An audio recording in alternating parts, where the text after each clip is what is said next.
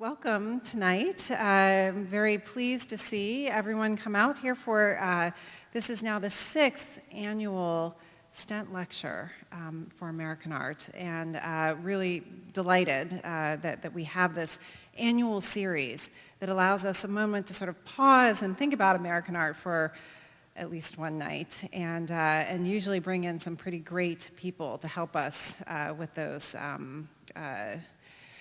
with the thinking process. So we have a really great program lined up tonight for you. And I would also say we have a lot to celebrate in American art. And on view right now we have a range of excellent shows, two of which have just recently opened. One I'll point out, Doc's Thrash, An American Journey.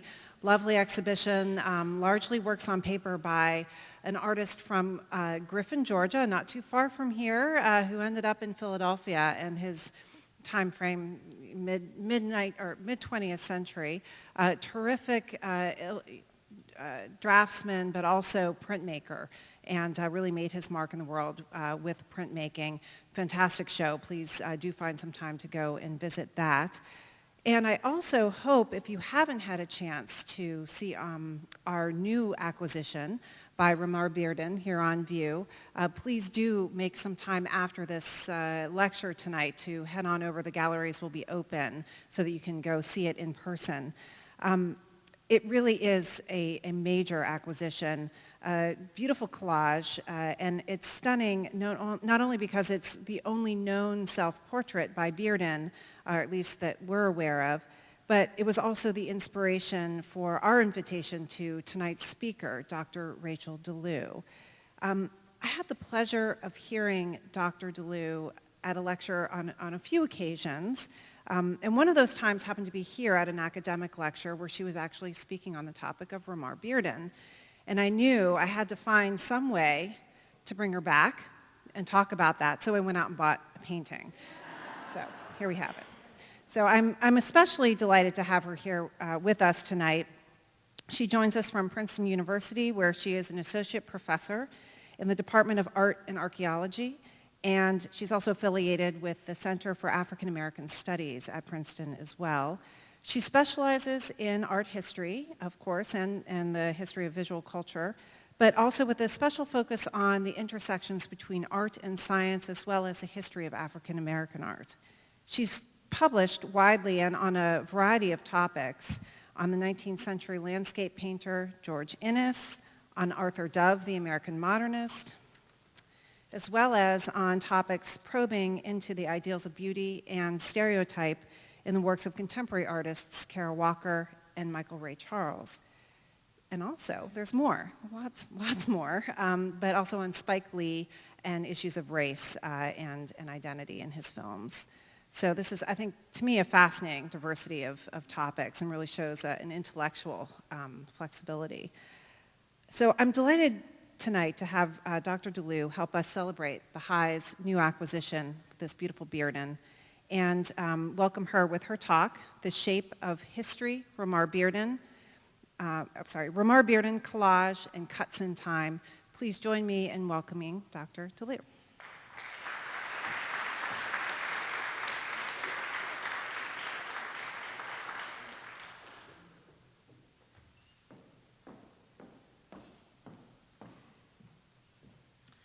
Good evening, everyone, and I'd like to echo Stephanie in thanking all of you for coming and helping us celebrate this amazing picture and Ramar Bearden more generally. So let me preface my remarks by saying that this is a work that I've always found compelling. But this opportunity, and I'm so pleased that Stephanie invited me and that the High made it possible for me to be here, as well as the Stent Lecture Series, because it gave me a chance to sink my teeth into it, as it were, to really explore in a way that I hadn't prior to this particular work. So what I'm going to do tonight is, in a way, map that thinking process for you, and I'm going to take us down several lines of inquiry, or one might say threads of thinking, that I hope will weave together nicely at the end, but there's a way in which I'd like this lecture to, in a sense, recapitulate the process by which I found myself trying to figure out this picture. And I say that because, as an art historian, I'm fundamentally interested in a truly basic but often hugely complex question. And that question is, simply put, why does art exist in the world? So the queries that I would put to this work, and its title is Profile Part 2, The 30s, Artist with Painting and Model, and Bearden made it in 1981. The queries that I would put, or in fact did put to this work, would be a version of this larger question: why does art exist in the world? So these would be, why did Bearden make this? Why did he make it look the way it does? And finally, what purpose did he wish this work to solve? Also problem to solve. These seem like obvious questions, but they're essential to understanding the methods and motivations of an artist like Bearden, who was born in North Carolina, but moved quickly as a toddler with his parents to New York, although he spent time in Pittsburgh, Mecklenburg County, North Carolina, and Lutherville, Maryland during his youth. Everything an artist does, Bearden included, in creating a work of art like this one, is the result of a choice. This is something I tell my students over and over. Everything is there for a reason. Everything is the result of the choice on the part of the artist. And these choices, the choices that Bearden made in putting this work together, have consequences for its meaning and how viewers like us respond to a work like this. And these choices are shaped by all manner of things, by who the artist is, by the limits of a particular medium, in this case collage, by the socio-political conditions within which an artist worked. And so in a way I want to talk about the choices that Bearden made in creating this and what they perhaps might mean. So let's start by saying, what did he choose to put here? What did he want us to see? Well, at a very basic level, what he wanted us to see was fabric and foil, various kinds of paper, paint, and pencil, all laid down on a fiberboard ground that produces this really wonderful dynamic field of colors, shapes and patterns that coalesce into a picture of the artist in his studio. And this is, as Stephanie says, a very special picture because it's the only work that we know of that is in fact a self-portrait by Bearden.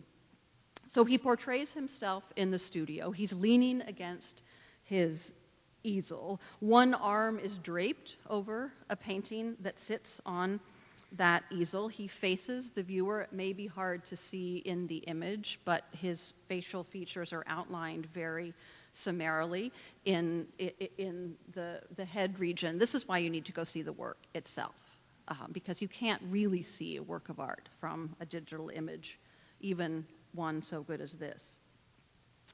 On the other side of the easel is a model minimally draped in a cloth or scarf patterned in black and yellow. She's got her back turned toward us. One foot steps back toward us, pushing her slightly more into our space.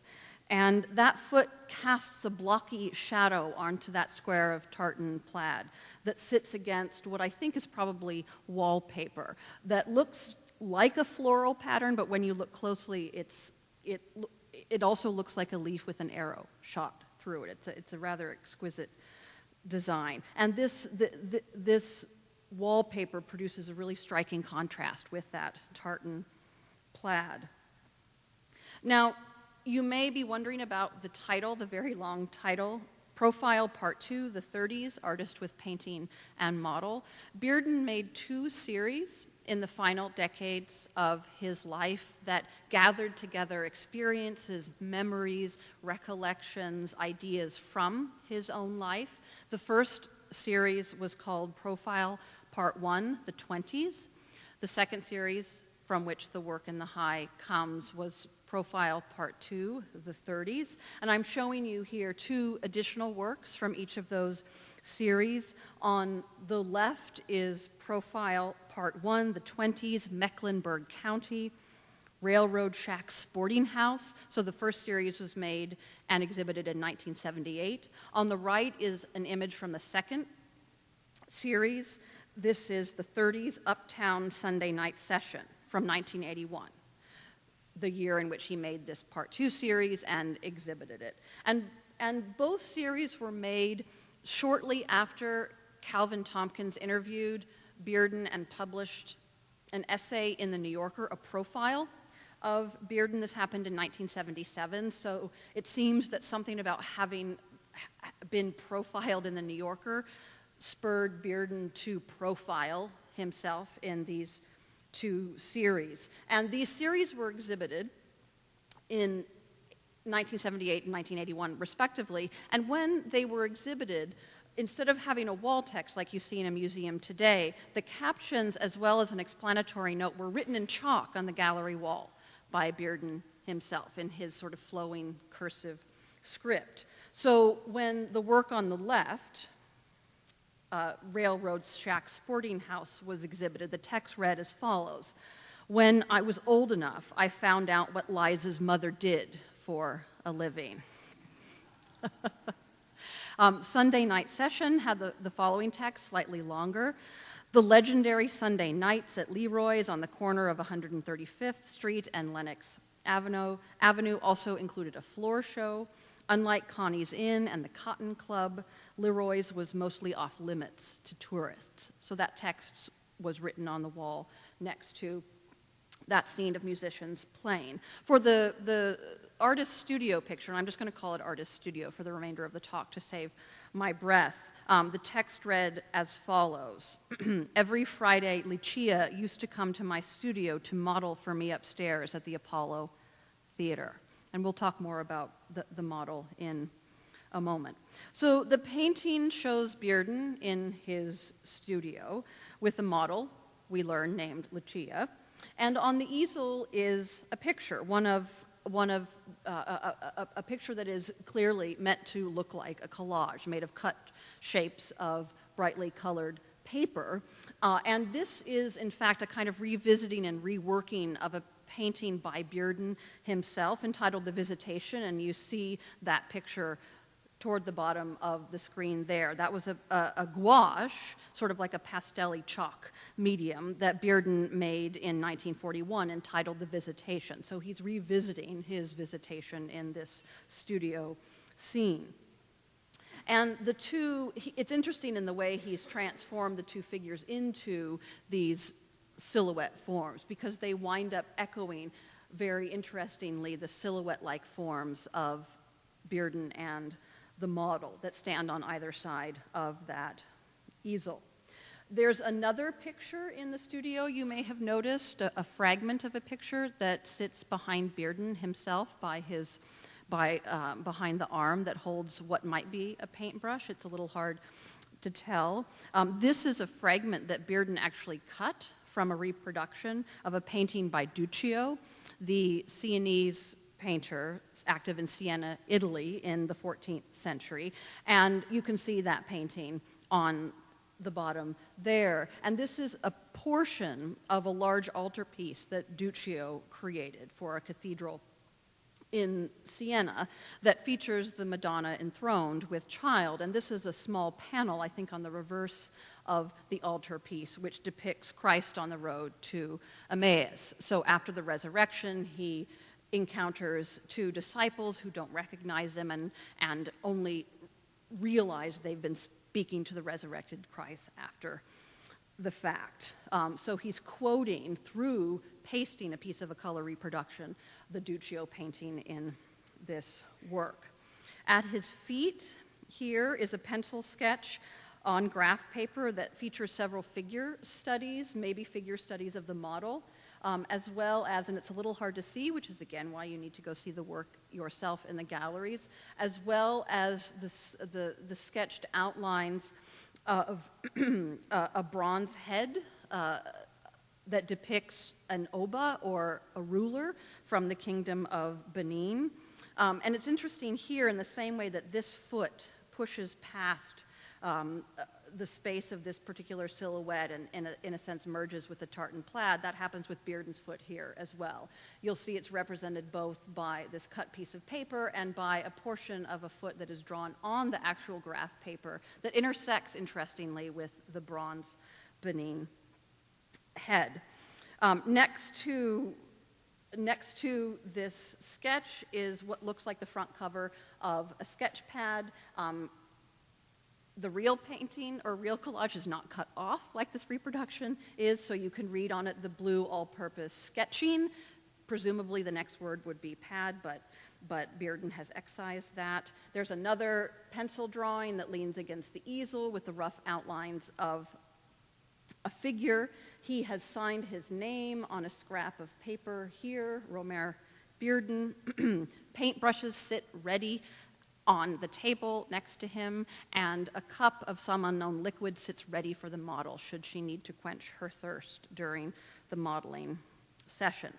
Now, Bearden, of course, was not the first artist to depict himself at work in a studio, to use a picture of his own making to speak about his picture making. I'm showing you 4 examples of images such as this from the past, or art history's past. On the upper left is Velázquez's Las Meninas from 1656. On the upper right is Sofonisba Anguissola's self-portrait painting The Madonna from 1556. On the lower right, it's not exactly a self-portrait, but let's call it that. It's Jackson Pollock, after all. That is a photograph of Pollock by Hans Nemeth, who depicted Pollock photographically painting Autumn Rhythm in his studio. And on the lower left is a self-portrait by Archibald Motley from 1933. So Bearden's picture, like other pictures of this sort, highlights essential aspects of Bearden's practice.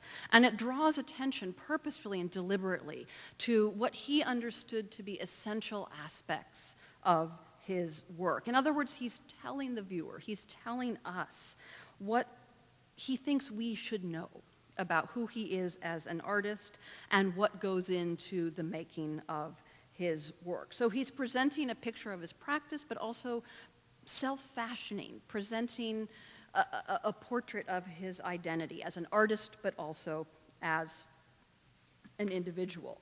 And so we learn from looking at this picture, which is almost like a cipher or code for understanding Bearden and what made him tick. We learn about the autobiographical bent of his art, right? We learned that many of his pictures were about himself and his past.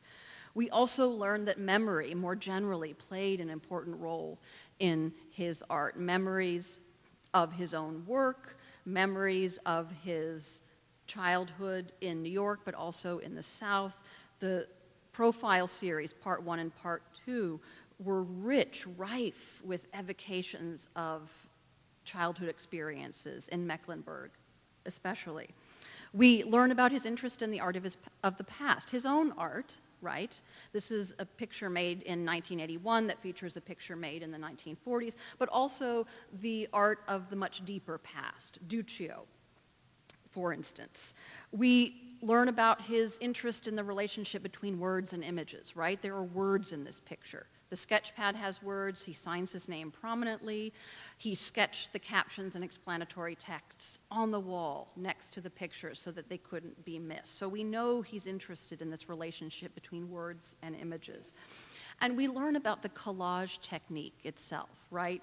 How we see when we look at this picture, and in grasping the transmutation of the gouache into the collage form of these two women meeting on a path.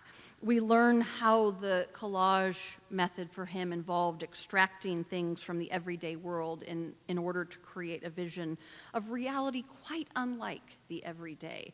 And I mean by that, we recognize what we see in this picture. We recognize figures, we recognize the accoutrement of the studio, but there's something transformed or transfigured about this space. So it exists in a space between the real and the depicted, a kind of middle ground between life as we know it and life as wholly and fully translated into art. And I say that in part because the bits and pieces, the sketch pad, the tartan plaid, the wallpaper, they retain their existence or their nature of being as the things that they originally were. They don't fully become subsumed by this realm of representation so that they represent something else. That's why the collage represents or occupies this interesting between space. And collage, the way in which it transfigures by acts of collecting, scavenging, putting together and reconfiguring. Collage, and this is, I mean, it doesn't take me to tell you this. This is a key aspect of Bearden's art, right? The extraction and reconfiguration operations of collage. And also the way in which collage seems to flatten the world by transforming it into pieces of paper glued to a two-dimensional ground. And I want to spend a little time this evening thinking about Bearden's choice to make flat art. To make collage, but also to make the world flat. And I don't mean flat in the sense of uninteresting or devoid of dynamism and life, or lacking any reference to three-dimensional existence. I'm not talking about minimalism or color field painting or my art history is failing me. Frank Stella's black paintings, thank you. That's not what I'm talking about in terms of flat. Rather, what I'm talking about is the manner in which the collage method, which involves cutting or tearing shapes out of paper, fabric, all kinds of materials, and pasting them onto a surface, right? Extracting these bits and pieces of the material world and pasting them to a flat surface. I'm interested in the way in which this process transforms the world in Bearden's pictures, and I'll show you more in a minute, into a kind of rustling and quaking pattern of layered and overlapping surfaces, as in works, for instance, like these. On the left is The Prevalence of Ritual Mysteries from 1964, and on the right is The Prevalence of Ritual Baptism, also from 1964. You can tell from the title, The Prevalence of Ritual, that these also existed in a serial format, which is an interesting thing to think about. Why paint in or create in a series? So what you have here is the world transformed, almost like a cubist fragmentation of the world, but here there's a plentitude, right? We don't get a sense of a world being evacuated or dismantled, but the world being remade as something other than what it was before. And I would say that if anybody could be said to possess a signature formal vocabulary, it would be that Bearden possesses a vocabulary of the flat, of the surface, and I would also say the silhouette. This is a fundamental and recurring unit of expression for Bearden. The silhouette appears and reappears across his body of work, early as well as late. And this doesn't always happen in terms of a classic silhouette, as simply the outline of a thing, an animal, a person, a house, whatever, that's filled in with a uniform field of color. I'm giving you examples of the various kinds of silhouette forms that appear in Bearden. The work at the upper left and the lower right, those are both from another series that Bearden created based on Homer's epic, The Odyssey. So on the upper left is Odysseus at the Bow. This was a series created in 1977, shortly before the Part 1 series. And on the lower right, and we'll return to this work, is The Return of Odysseus in also made in 1977. On the upper right is Patchwork Quilt from 1970. This work was actually on view when I was here on the occasion of a collection of works from the Museum of Modern Art, finding a temporary home at the High. And on the lower right is lower left, three folk musicians. So you can see that Bearden is interested in fields of surfaces, in deploying the silhouette form not to rob the world of life, but to enliven it in an unprecedented fashion. And his use of the silhouette is interesting also because the silhouette has a long, long history. It originated in the 18th century as a polite amusement. So people would trace, sometimes with manually, sometimes with a very elaborate tracing device, the profile of a friend or an acquaintance, and then that would be cut out and pasted on paper, almost like a precursor to the photograph. These were collected, put in albums, traded, given as gifts, and you're looking at several examples of this silhouette form that was very popular in the 18th and the 19th centuries. On the right is an identified silhouette. That is the silhouette of somebody named Abigail Shaw Barclay, and that was created in 1810. I don't know who she is, but that's who that is. On the left are silhouettes that haven't been identified, a collection of silhouettes from the 18th and 19th centuries. So Bearden, in his art, appropriates this historical form and repurposes it, does something new with it. And this is something that Carol Walker, her work is on the left, has done far more recently. This is one section of a wonderfully titled work by Carol Walker from 1999 called The Emancipation Approximation. And it's great, isn't it?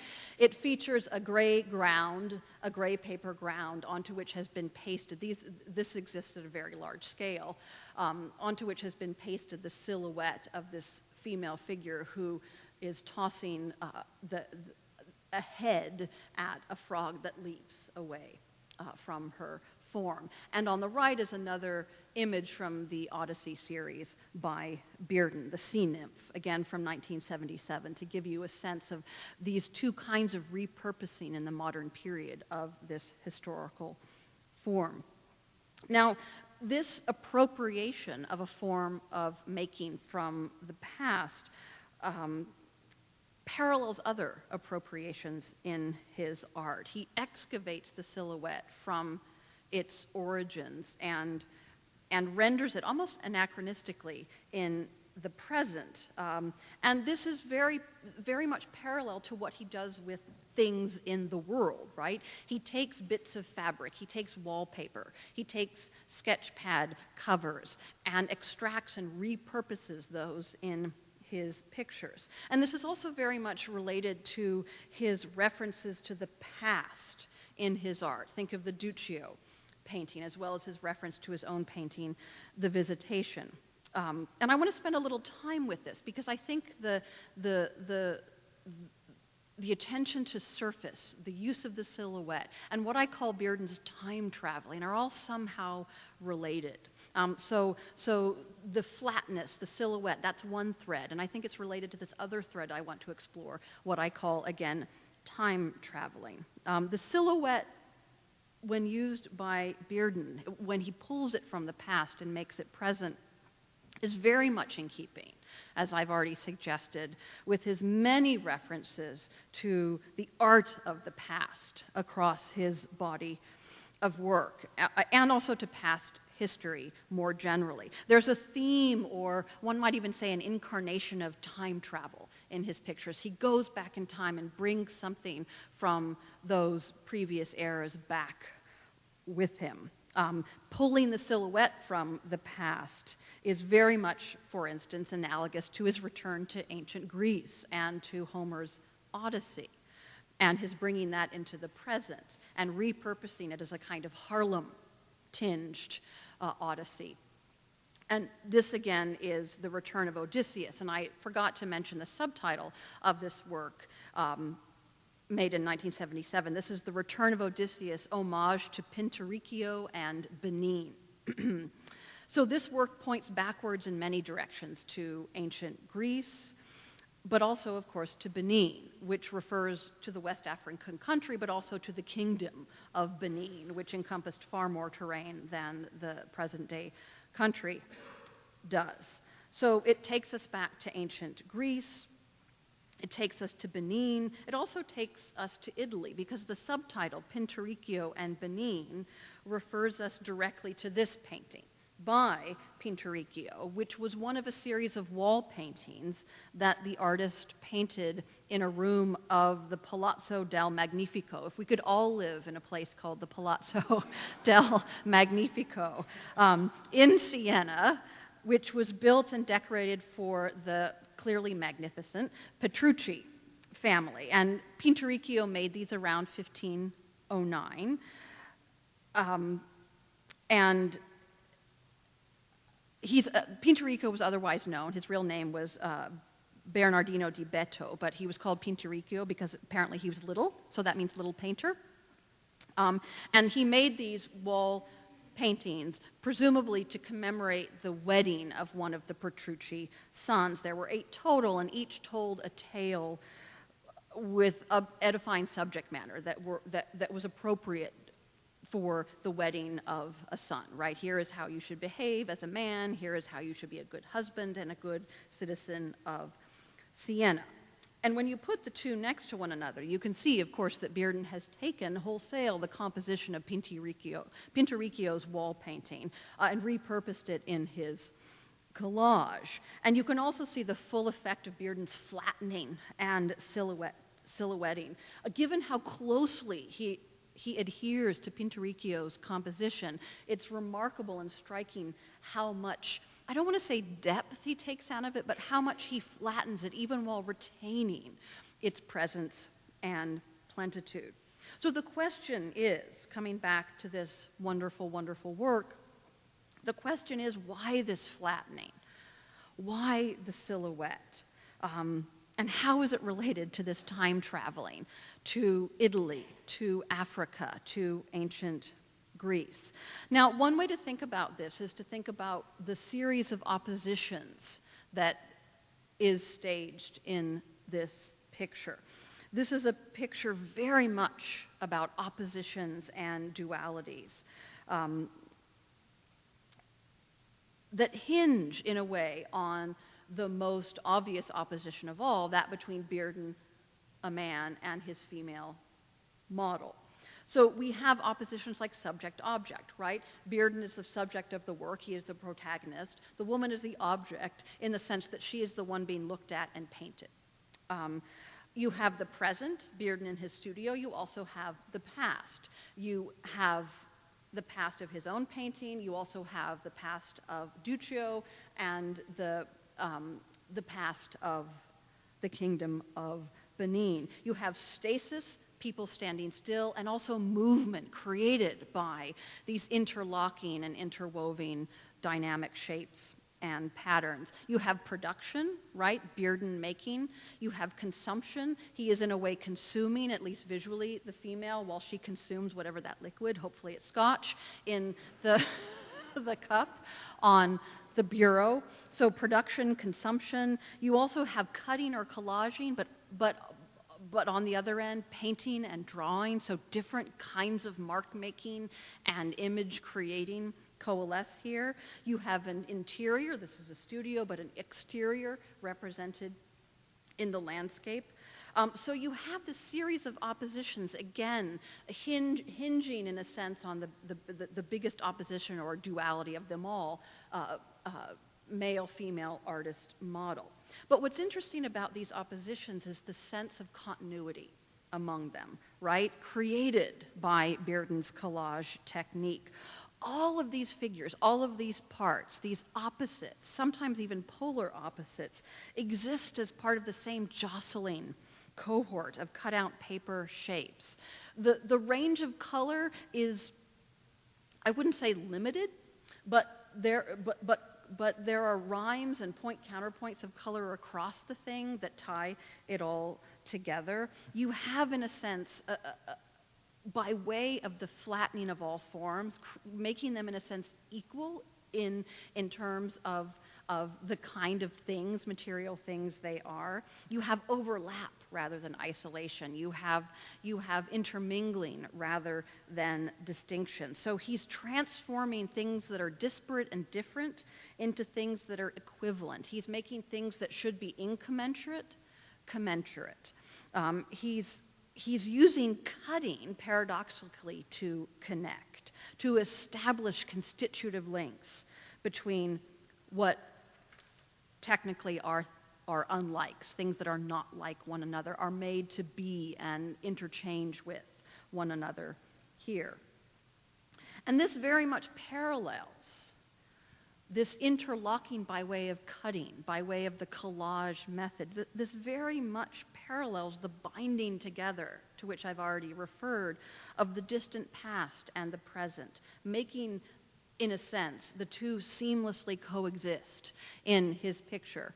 And I'm showing you here the Visitation gouache from the 40s on the left, which of course not only repurposes one of Bearden's own pictures, but repurposes an age-old theme from Renaissance, and I should say medieval and Renaissance painting, which is of course the biblical story of the Visitation, which in the Bible is described as a meeting between Mary and her elderly cousin Elizabeth, who has miraculously become pregnant despite the fact that she is supposedly infertile. And when Mary and Elizabeth, her cousin, clasp hands, the story goes, the baby, the fetus, of course that wasn't the word that was used, obviously, but the child leaps in Elizabeth's womb, and this of course is St. John the Baptist. That's the infant whom Elizabeth is carrying. So this is a picture of a miraculous event, the pregnancy of Elizabeth accompanied by yet another miraculous event, the clasping of hands producing this leaping enwombed child, let's call it that. And so the clasping of hands in Bearden's Visitation very much refers to that, but it's not necessarily Mary and Elizabeth. It's two women meeting on a path in some landscape. And of course the women here are African American, which is very different from every single scene ever painted of the Visitation in the Middle Ages and the Renaissance, which I probably don't need to tell you. And this is very much the inclusion, the repurposing of the Visitation in the gouache, as well as Bearden's own repurposing it as a collage in his picture, is akin, of course, to his references to Duccio, to his repurposing of Pinturicchio in the Return of Odysseus scene. And that makes this picture into a complex and fascinating layering of cultures, of temporalities, the now, the painting itself, the recent or the autobiographical past, Bearden's own painting, the deeper past, Duccio, Pinturicchio, the Renaissance, and the deepest past, at least in a biblical sense, the Immaculate Conception and the birth of Christ. So you have a mingling and a mixing and interchanging of temporalities here, then, now, and even a sense of futurity, right? Because something about the blankness of the figures, their lack of well-defined features, suggests things still to be filled in. So a sense of futurity is embedded in this picture as well. You also have, so you have a mingling of temporalities. You also have a mingling of geographies, right? This is a transcultural, transtemporal, but also transgeographic picture. You've got Harlem, right? You've got Italy. You've got the Holy Land, or the ancient Near East. You've got Scotland by way of the tartan plaid. And of course you have Africa, right? And so, so on the lower left is the kind of bronze head I was referring to, which Bearden depicts in this portion of the sketch there. You have Africa by way of the Benin bronze, as well as the reference to masks made by the Fang culture, F-A-N-G, in the Visitation. And these would have been circulating in the 1940s on the market. There was a very big market for Fang artifacts in the 1940s when the Visitation was made. And a Fang is an ethnic group on the west coast of Central Africa, which encompasses Cameroon, Equatorial Guinea, Gabon, and part of Congo. Not the Democratic Republic of Congo, but Congo. So you have Africa, you have Harlem, you have Italy, you have the ancient Near East, you have Scotland, and of course you have Paris, right? Because Bearden is also perhaps evoking through the faces of those two female figures on the path, not just Fang culture, but Picasso's own. That's the Demoiselles d'Avignon, in case you didn't know, Picasso's own transposition or translation of African artifacts. So you have Africa and you have Paris or Africa by way of Paris. And so what you have in a work like this one, through the extracting, the collecting, the reconfiguring, the transfiguring operations of collage, you have a single image that contains people, places, things, ideas, texts that in reality are disparate and distant and that shouldn't exist in a single space. What Bearden does in a sense with collage is cut across time and space, literally in the sense that he's cutting to make this work, but figuratively as well in that he's cutting across time to make time collapse into a single pictorial instant, and cutting across land to make geography newly composed, one might say. And what he's doing here is slicing in order, severing in order to make things newly cohere. And what he does by way of this is imply a kind of interchangeability among all of these things, right? The sameness of them, the gathering in a single spot of them, produces a sense that these things might switch places easily and naturally. The then and the now, Africa and the Renaissance, Harlem and the American South, the European and the non-European, the Western and the non-Western, Central Africa and the Ile-de-France. All of these things might, in a sense, be the same thing, or at least have the capacity to change places and be something other than essentially different from one another. And this is especially the case, or there's something interesting to be said, I should rephrase that, in the instance of the male-female artist-model juxtaposition, because there's a way in which the flattening and the silhouetting of those two forms and the point-counterpoint of those two forms, one facing us, one turned away from us, makes them weirdly equivalent and interchangeable, as if they are views of the same figure, viewed from the front and viewed from the back. And Bearden does some really strategic things to link those figures.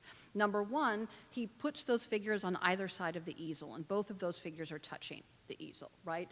In each case, an arm overlaps or embraces the easel. But that's not the only thing that connects these figures. The point-counterpoint of the frontal and non-frontal poses, but also you'll notice this wonderful yellow line that cascades down Bearden's shirt and runs laterally across the bottom of it and then seems to continue in this cascade of gray fabric draped over the chair.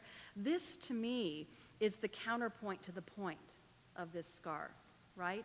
This draping yellow that exists in a wonderful resonant way in conjunction with this cascade here.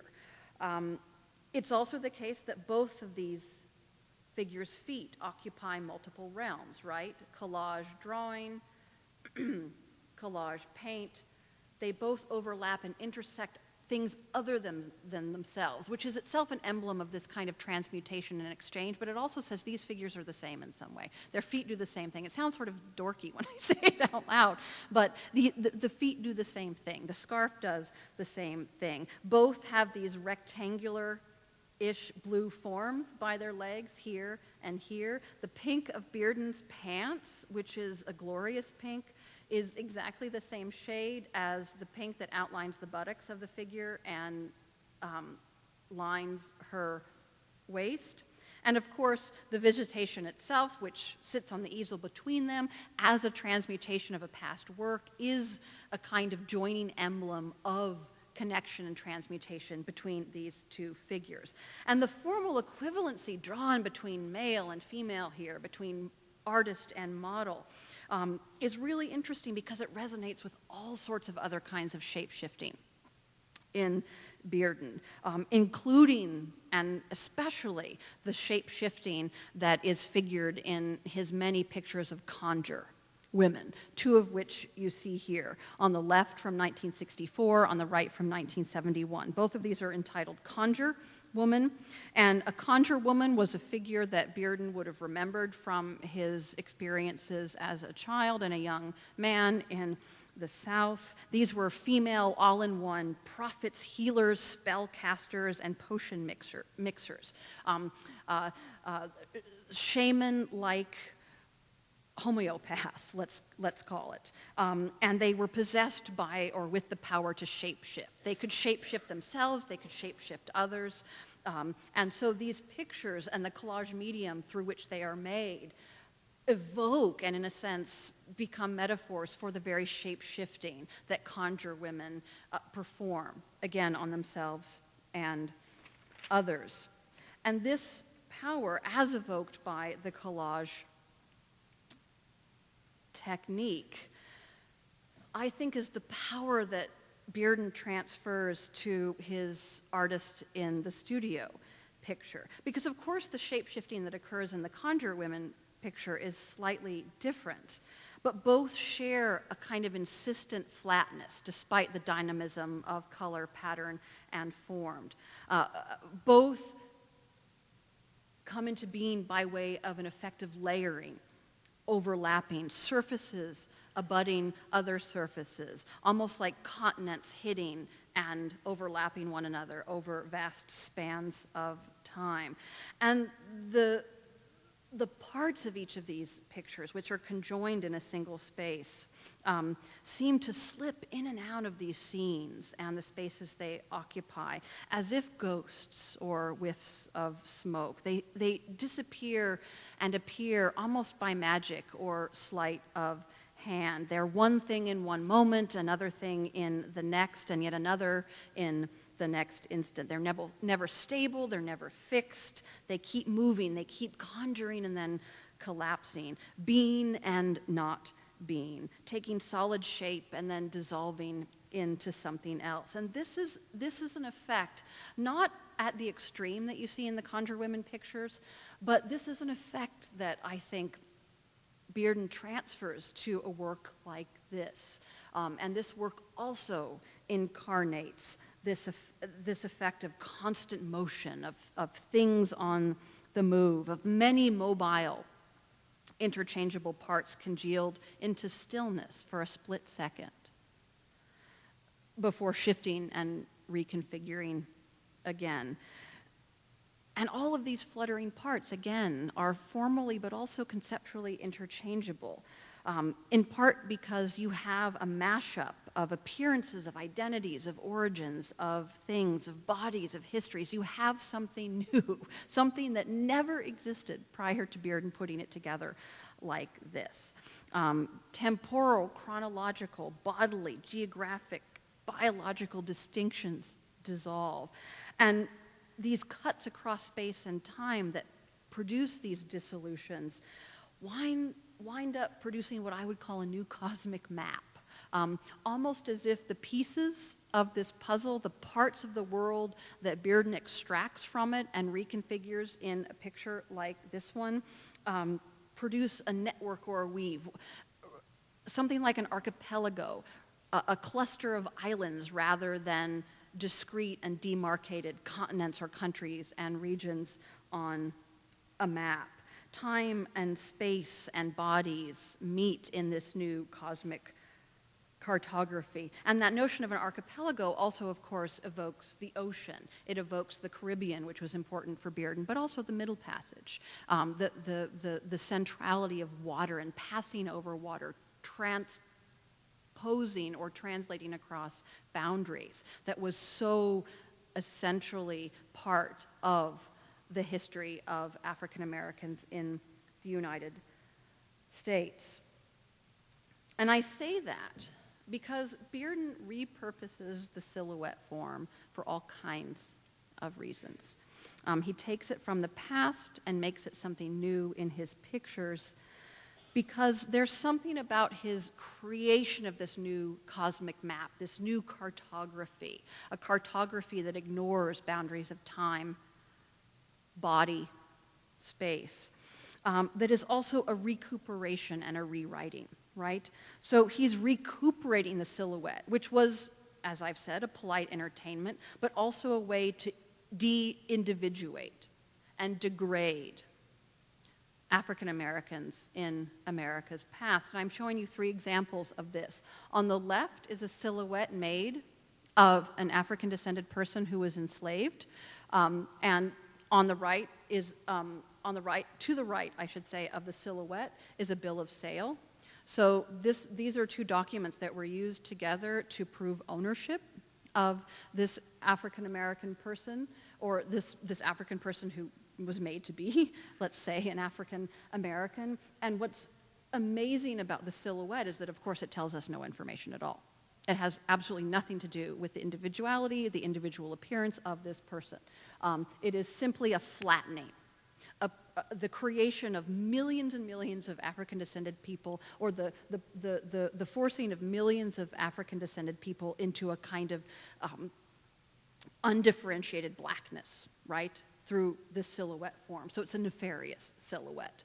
The same goes for the reward for a runaway slave in the middle, in which a silhouetted or a silhouette-like form is used to represent an individual who was run away, not to illustrate that person's individuality, but to mark that person as simply a black body that is the property of someone else. So reducing millions of individuals to that type. And that is actually a type that you could purchase from type companies to accompany the ad you put in a paper when your slave ran away in the 19th century. This is from about it says there, 1850. I can't read it from here. What does it say? 1835, 38, 1838. Okay, very good. You passed your test. On the far right is an image, and I won't go into detail, but again, it uses the silhouette form, or a silhouette-like form, a profile form, let's say. And remember, Bearden called his picture profile.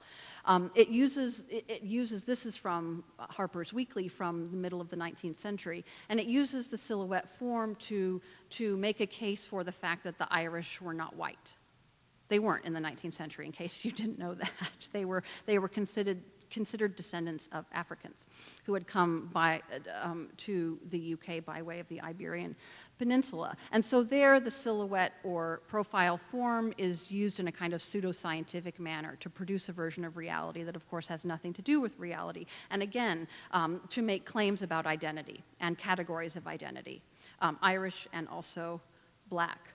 And so what Bearden does with his silhouettes is reverse hundreds of years of de-individuation, of ownership, of degradation, by making the silhouettes live again and filling them with life and making them utterly and absolutely about one person. Not millions of bodies owned by whites, but one person in his studio making works that nobody else in the world could make.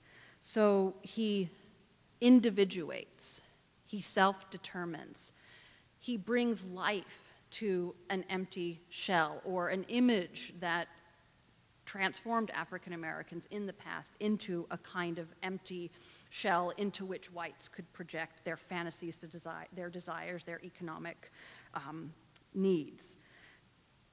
And I should say the fingers, you may have noticed these fingers here, and I'm winding up, I just have a few more things to say. These fingers here are remarkable because on the one hand, they can seem to be a casual gesture.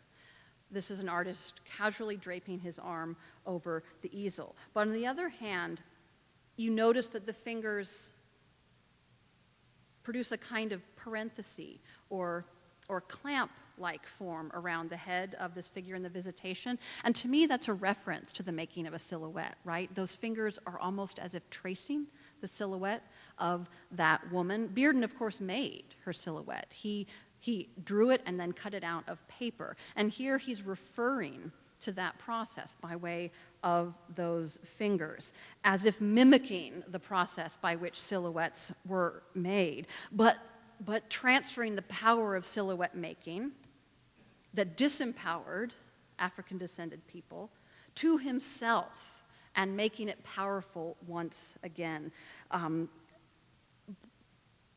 Practicing another kind of conjuring, the ability to bring a person, himself, but also others into being. So this is a gesture of self-making, a gesture that is made all the more profound within the context of a painting all about self. So going back in time for Bearden, these cuts across time in the collage format,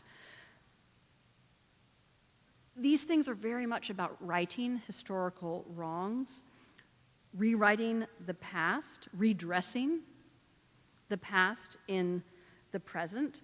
I would also say that the hand cupping that figure's head refers to other hands in other of his pictures. This is prevalence of ritual baptism again, and you'll notice a hand pouring water over a head that combines a human face and a mask here. And here,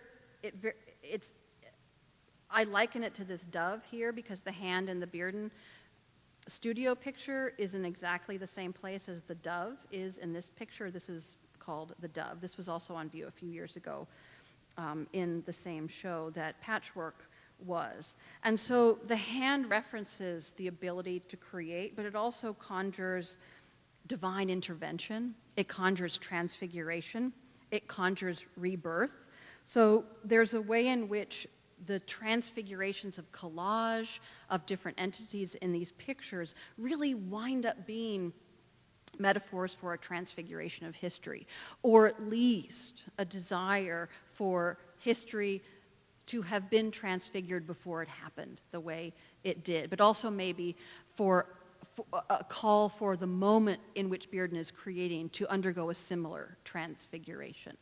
Because he's making these in the 70s and the 80s, on the heels still, in a way, of the civil rights movement. So what he's giving us, in a sense, is a new shape for history, a new shape for the past, for the present, but also for the future. So in answer to this question I asked at the outset, why does art exist? Why does a work like this one exist? Why did he make this? Why did he make it look this way? What purpose did he wish it to serve? I would answer that he wanted to collage, and he wanted to silhouette, and he wanted to shape-shift his identity, his history, and ultimately, the world. Thank you.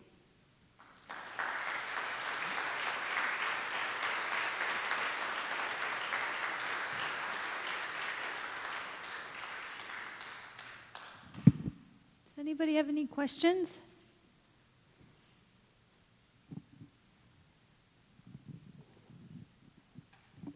In that picture, he does not seem to portray himself as black.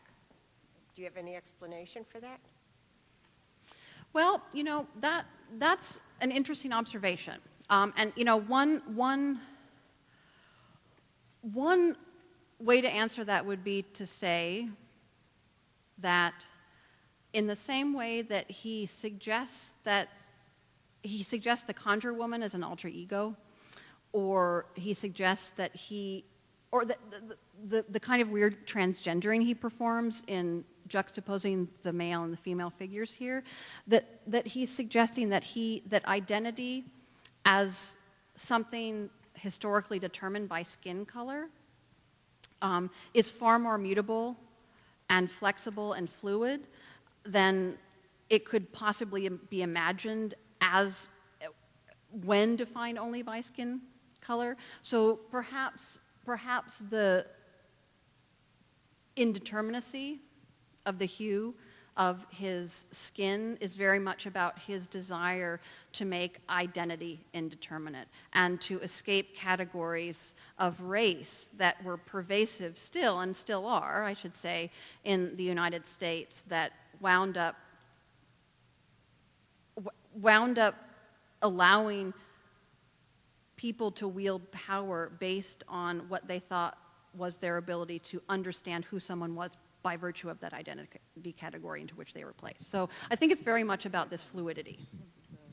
May I also say, as a Southern black woman, he'd be what we would call high yellow. Yep. He's a light-skinned guy. He's very fair-skinned. If you look at pictures of him, he's just very fair. So I think he's Yes. just depicting himself as high yellow. Yep, I think that's absolutely right. And that's, yeah. So, that's what's so interesting about that is that it is at once a picture about indeterminacy, but also this is who I literally am, right? So it exists in these two pots, right? One pot that says I can be anything. I can be a conjurer woman. I can be a woman. I can be a bird. I can be a hand from which water flows. But I also am just who I am. Absolutely.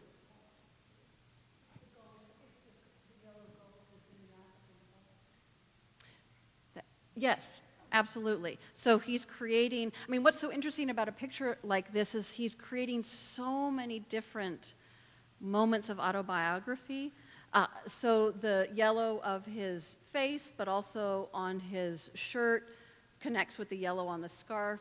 So he's, and also evokes, if you know that that's a Benin bronze head of an Oba, which means ruler, it also connects him to that. So all of these interlinkings are both very concrete and also present this idea that, I am who I am on any given day, but I might change tomorrow. Man, I've noticed in this one and in two of the other, with the collage and the one from the 15th century, presence of the double helix. This one here shows up just down there on the rhombus right there, just next to it, next to the...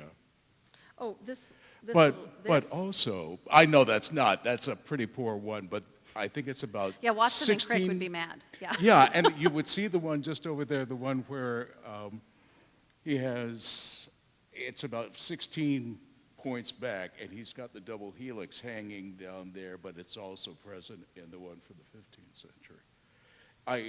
It's got the DNA kind of thing going in there and into morphing. I don't know. That sounds way too scientific, but Well, that's interesting because, the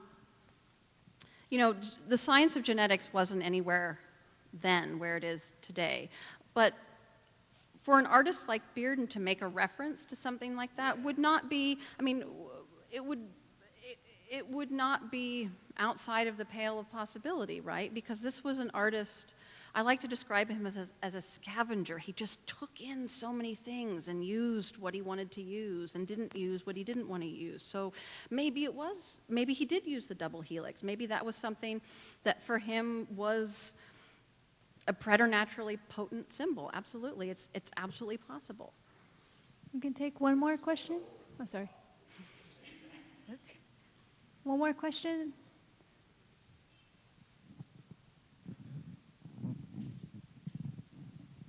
It seems to me that he used collage later in his life, 70s on, similar to Matisse using the cutouts later in his life. Do you have any comment on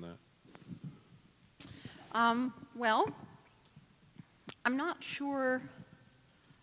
I would say that yes, there are all kinds of formal similarities between Bearden's late collage pictures and Matisse's late cutouts. I'm not sure that that is necessarily for Bearden a function of lateness or a late in life formal mode, in part because he was making collage, if not Matisse-like collage, throughout his career. And what's interesting to me about, and this is why your comment about Matisse is important, what's interesting to me about Bearden and collage is that collage is itself a kind of anachronistic medium because artists did collage already. The German avant-garde did it in the teens and the 20s, and Matisse did it at the turn of the century. And no one's doing collage in the way that Bearden is doing it in the 50s, 60s, 70s, and 80s, mostly the 60s, 70s, and 80s. So that itself is a medium from the past, from the art historical past, that he recuperates and repurposes. It's more recent than the Renaissance pictures and biblical history, but it is itself a kind of making that we associate with earlier periods in art history. So in thinking about Bearden's references to Matisse, we're thinking also about bringing a past form into the present. Yeah. Thank you so much, Dr. DeLue. Thank you.